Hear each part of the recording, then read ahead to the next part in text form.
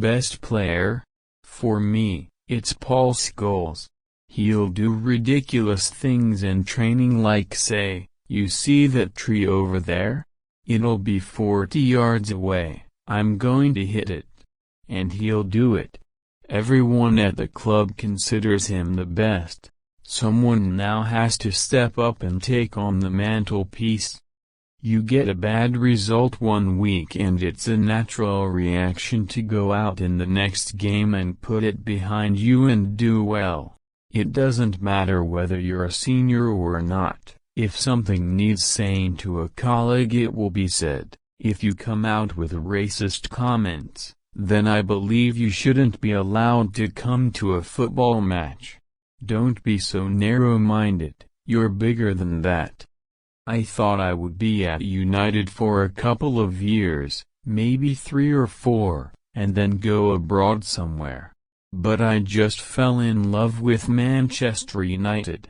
I fell in love with winning, fell in love with the history of the club, and being part of it was something I could never have imagined.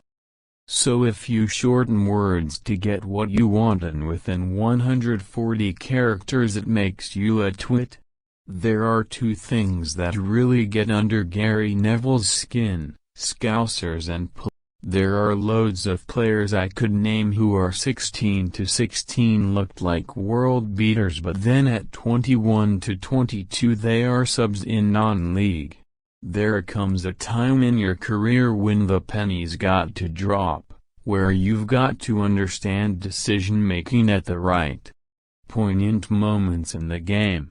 When to pass, when to dribble, when to shoot. Game-changing moments. Can you be the guy that sits there and takes the responsibility? And the great players do. Most professional players are their own biggest critics. Some of the things you read in the papers that strike you as bang out of order will already have been thought by the players themselves.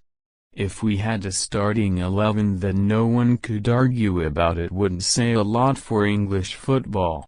We'd probably be on a downward spiral. It's good that people have different ideas about who should play. Our lives are quite boring. I spend a lot of time watching Coronation Street and EastEnders. I set myself high standards on the pitch and know I have not always lived up to them this season. I used to read most nights. I think reading helps me in terms of relaxing. It helps me to get my mind off the game a little bit more, and it helps me to be a little bit more focused. For too long now, European football authorities have not taken the problem of racism in the game seriously and refused to acknowledge how widespread the problem is.